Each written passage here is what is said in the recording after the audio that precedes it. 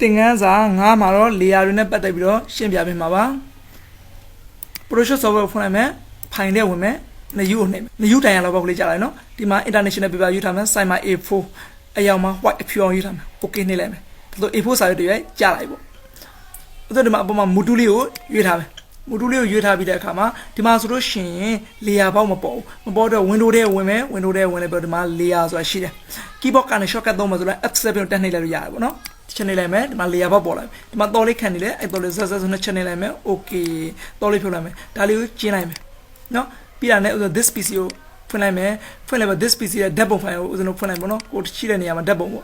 ့အဲ့ဒီမှာဆိုဒီပါလေးကိုဒီဘက်လေးကိုနည်းနည်းလေးဆွဲလိုက်မယ်ဆွဲပြီးဒီထက်ဓာတ်ပုံတွေဒီ PC တွေဟာလေဒီထက်ကိုထည့်မယ်ဘယ်လိုထည့်မလဲဆိုလွယ်လွယ်လေးပါပဲကတာလေးအပေါ်မှာဖိလိုက်ပြီးဒီထက်ကိုဆွဲလိုက်မယ် enter နော်ဒါလေးကိုဆွဲပြီးတင်လိုက်မယ် enter ဆွဲတင်လိုက်မနော်ပြန်နေ enter ခေါ်လိုက်ဒါမလို့တော့ဆိုချင်း close ပေးလိုက်ဒါလေးကိုပြန်ဖွင့်လိုက်ပေါ့ဒီမှာဆိုရင်ဒါလေးကို thumbnail လို့ခေါ်နော်အဲ့ thumbnail ဆိုတဲ့အပေါ်လေးကိုတစ်ချက် click ကြည့်လိုက် click ကြည့်ရဒီမှာဆိုရှင်small thumbnail ဆိုရှင်နော်ဒီမှာ larger thumbnail ကိုတစ်ချက်ပြောင်းကြည့်မယ်အကြီးလေးဖြစ်သွား check လိုက်မယ်ဒီမှာဆိုလို့ရှင် medium ကိုတစ်ချက်နေရအောင်နော်ဒီလိုမျိုးဖြစ်သွားဒီမှာမျက်လုံးလေးရှင်အဲ့မျက်လုံးလေးကိုတစ်ချက်မှိတ်ကြည့်လိုက်မယ်အပေါ်ဟာကြီးပျောက်သွားနော်ဒုတိယဟာကိုထပ်နေမယ်ဟောခေါင်းလေးပျောက်သွားနော်ဒီမှာနောက်တစ်ခုထပ်ပြီးနှိပ်ကြည့်တယ်မယ်အော်ပျောက်သွားဒီကပြန်ဖော်ကြည့်မယ်ဒါမျိုးလုံးလေးအဖွင့်ပိတ်ကနေလုပ်လို့ရနော်အကေးကွာဒီလူပုံလေးပဲကြံလဲအခြားဟာတွေအလုံးအကုန်လုံးမှိတ်သွားခြင်းလဲဆိုရင် keyboard ကနေ order ကိုဖိထားမယ်ဖိထားပါတာကိုမျိုးလုံးလေးတစ်ချက်နေလိုက်မယ်အော်ကြံလေးအကုန်ပြောက်သွားနော်တခုချင်းဖော်ကြည့်မယ်နောက်က background ပေါ်လာပြီဒီမှာသင်မောပေါ်လာပြီသင်မောဒီမှာကွယ်နေနော်ဒီလိုဆွလိုက်ရနော်ဒီမှာဆိုလူကောင်းလေးပေါ်လာပြီအကုန်ပြန်ပေါ်လာပြီပေါ့ဒီ layer လေးကိုအမိပြောင်းမယ်အပေါ်မှာ lamson ဆိုတဲ့ lamson 3.0 ကိုပြောင်းနေတယ်ပြောရင်ဒီဘက်ကအစားအစာပေါ့နော်ဒီဘောဥစဉ် z ဆိုပြီးဒီဘက်ကလေးနေလဲအော်အဲ့မှာ FOOD ဖို့ဆိုရမယ်မလခေါင်းလေးကိုပေါ့နော်ဒီပေါ်မှာဆိုရင် z ဆိုနေလဲမယ်တိတ်ပြီးတော့ခေါင်းဆိုတော့ HEAD ခေါင်းပေါ့နော်ဒီမှာဆိုလူပုံလေး EOPL people ပေါ့အဲ့ဒါဆိုသင်မို့ဆို shit ပေါ့နော် SHIP shitအဲ့ဒါဆိုရင် layer တွေရဲ့အမိလည်းပြောင်းတတ်ပါပြီခုတစ်ခါ layer လေးကိုကျွန်တော် copy ပွားမယ် copy ပွားဖို့အတွက်ဒီဘက်ကဒီလူပုံလေးကို copy ပွားခြင်းအဲ့ဒီပေါ်ဒီစာပေါ်နဲ့ဒီအပြောင်ဖြစ်တဲ့ပုံမှာ check လိုက်မယ် click လိုက်ပြီးဒီမှာအပေါ်ဆိုရင် duplicate layer ဆိုအဲ့ duplicate layer ကိုချက်နေလိုက်မယ် okay နေလိုက်ပါအော်မှာ copy တစ်ခုပွားလိုက်နော်ဒီမှာဒီလိုပေါ်ဖိဆွဲခြင်းတန်းသိတာတယ် copy layer ပွားလာပါဒီမှာခေါင်းလေးပေါ်တစ်ချက်နေရဒီမှာ right click ချက်နေရ duplicate layer ကိုချက်နေမယ် okay နေလိုက်မယ်ခေါင်းလေးနှစ်ခုပွားလာနော်ခေါင်းပုံလေးရ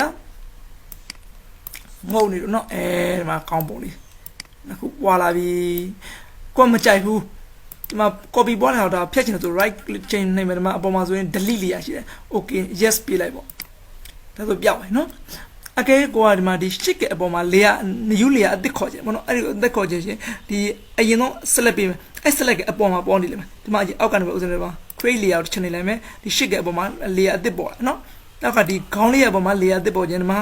create layer ကိုချက်နေရမယ် layer အသစ်ပေါ်ဒီအောင်မကြိုက်ဘူးဆိုရင်ဒီကဖိလိုက်ပေါ့ဒီမှာအောက်မှာအမှိုက်ပုံးလေးရှိတယ်အမှိုက်ပုံးလေးတော့ဆွတ်ထည့်လိုက်မယ်နော်ဒီမှာဆိုရင်မကြိုက်ဘူးဆိုရင်အမှိုက်ပုံးလေးတော့ layer အသစ်ကိုဆွတ်ထည့်လိုက်မယ်ဒီလို layer တွေကိုဖြတ်လို့ပွားလို့ရပါတယ်ကဲတခုလောက် layer တစ်ခုကို select ပေးလိုက်မယ်ပေါ့နော်ဒီမှာကျွန်တော်နောက်ကဒီမှာအစားဆိုတဲ့ layer ကို select ပေးထားပြီအဲ select ပေးထားပြီးတဲ့အခါမှာဒီမှာ edit ရမှာ free transform တစ်ချက်နေလိုက်မယ်ဒီလိုမျိုးဘောင်ခတ်တာပေါ်လာနော်အဲကြောင့်ဒီဟာကိုကျွန်တော်ဒီလိုလေး share လို့ရတယ်နော်ဒီတိုင်း share လို့ရင် scale မညီဘူးပေါ့နော်အဲ့ဒီတော့ဦးဇင်းတော့ keyboard ကနေ shift key ကို black ကဖိထားမယ်ဖိထားပြီးဒီလိုဆွဲလိုက်လို့ရှင် scale ညီနဲ့ကြီးလာပေါ့နော်ဟိုကြိုက်ပြီဆိုလို့ရှိရင်ဒါကို enter ခေါ်လိုက်ပေါ့ခုတခါဒီလူပုံလေးကိုလည်းအဲ့လိုချက်မယ်ပေါ့ချက်ဖို့အတွက် keyboard ကနေ shortcut ဆို control T ဆိုအမြန်နှိပ်လိုက်လို့ရနော်ဟိုကတော့မလို့ချင်းဒါဒီချိန်ကိုကျွန်တော် shift ကိုဖိပြီးဒါလေးကိုချက်လို့ရတယ်ဒီပုံလေးကိုဦးဇင်းစောင်းနေတယ်စောင်းရင်ဒီမှာကြီးမြားလေးဒီမှာဒီလိုအကွေးလေးပေါ့အဲ့ဒီအကွေးလေးပေါ်ဒီမှာဒီလိုဆွဲလိုက်ချင်းဒီလူပုံလေးကဒီလိုစောင်းမနော်ဟိုကြိုက်ပြီဆိုရင် enter ခေါ်လိုက်ပေါ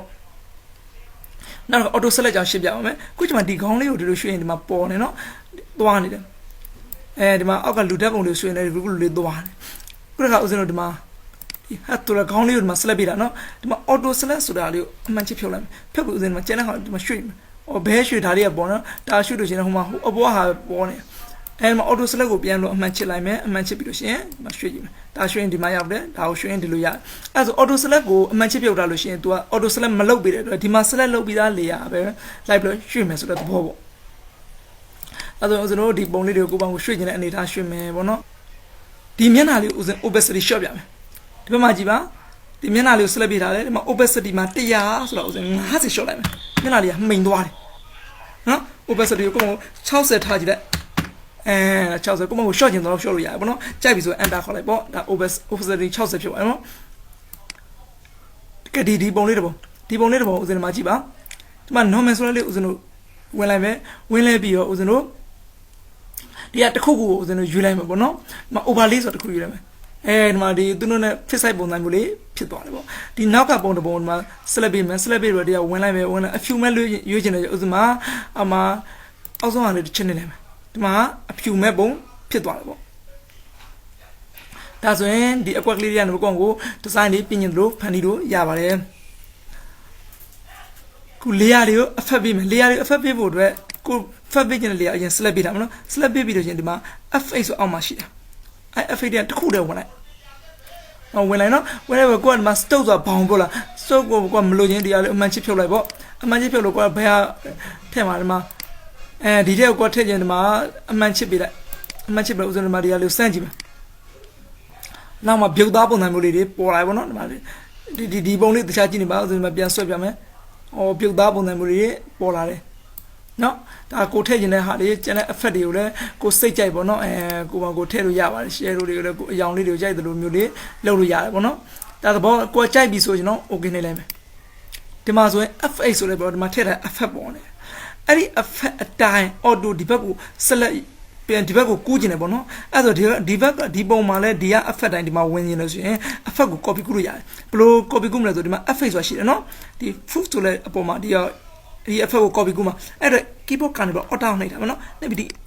f8 ဆိုတာ free လိုက်ပြီးအပေါ်ဆွတ်တင်လိုက်မယ်ဒါဆိုရင်အောက်က effect ဒီ effect တွေက copy ကူးပါပေါ့နော်ဒီမှာ effect ဆိုတဲ့စာလေးမပေါ်ရင်ဒီမှာမြားလေးတစ်ချက်နှိပ်လဲဒီမှာဒါလေးကိုခောက်လိုက်လို့ရတယ်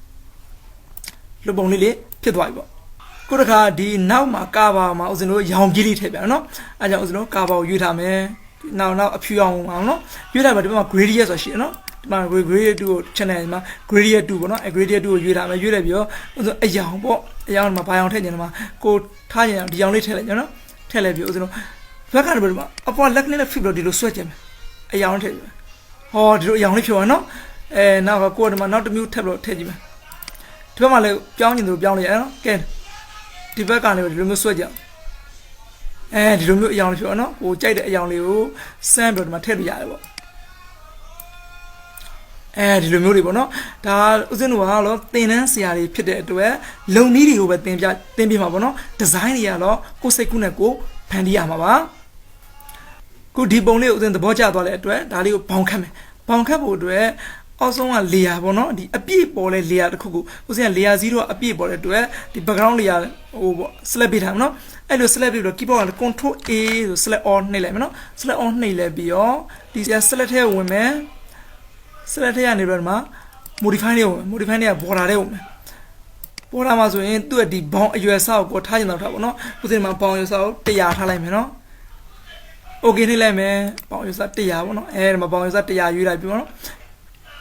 ့ဒီဘောင်မှာကိုကဘာရောင်ခက်ချင်တယ်ကိုခက်ချင်တဲ့ရောင်ကိုထားလို့ရတယ်ပေါ့အပြောင်ခက်ချင်မှာအပြောင်ယူထားပေါ့အောင်အပြောင်ဖြစ်နေနော်အဲ့အပြောင်ဖြစ်တဲ့အချိန်မှာ edit ထဲကိုမယ် edit ထဲကနေ fade ထဲကိုမယ်နော်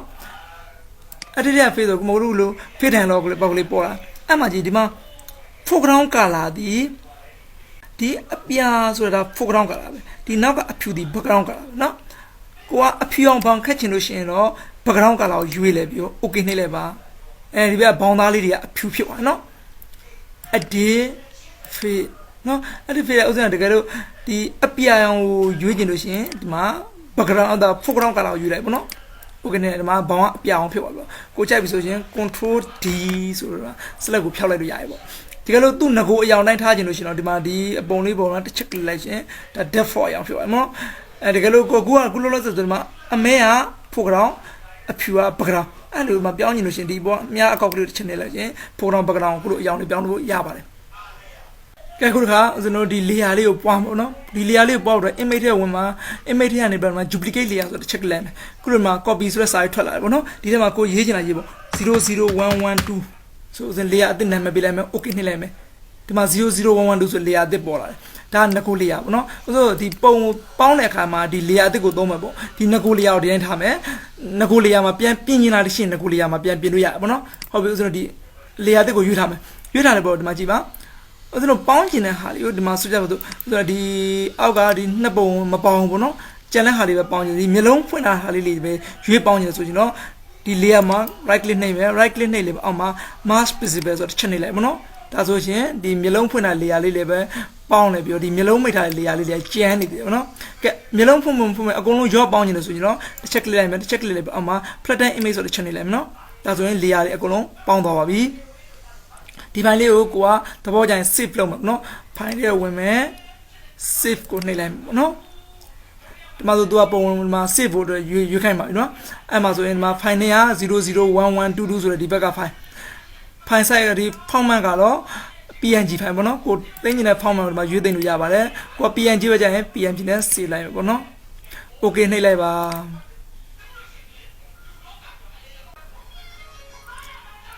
ဒါဆိုရင်ဖိုင်လေးကတိမ့်သွားနော်ဒီဘက်ကဖိုင်လေးကိုလည်းဆိုလို့ပြန်ပြီးတော့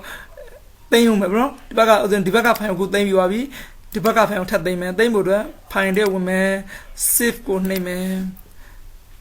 ဒါဒီငကိုဖိုင်လို့ဆိုလို့ပြန်ပြင်နေတဲ့အခါပြင်มาဖြစ်တဲ့အတွက်သူ့ကိုတော့အမိကိုချချကျင်တာထားဗောနော်555လို့ထားလိုက်မယ်ဒီအောက်မှာလို့ဆိုလို့ format မှာ Photoshop format ကိုရွေးထားမယ်နော်ဒီမှာ Photoshop ရွေးထားမယ် save နှိပ်လိုက်မယ်ဗောနော် okay လို့နှိပ်လိုက်ပါဒါသူ Photoshop format နဲ့ငကိုဖိုင်ကိုသိမ့်နေပါပြီဒါဆိုရင်ဒါလေးကိုပိတ်လိုက်လို့ရပြီကဲသင်ခန်းစာ9ကိုတော့ဒီမှာပဲခဏရက်ကြရအောင်